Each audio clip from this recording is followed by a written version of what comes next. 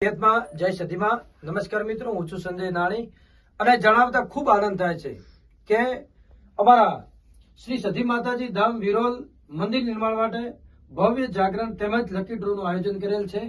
માત્ર ₹398 ઇનામ છે.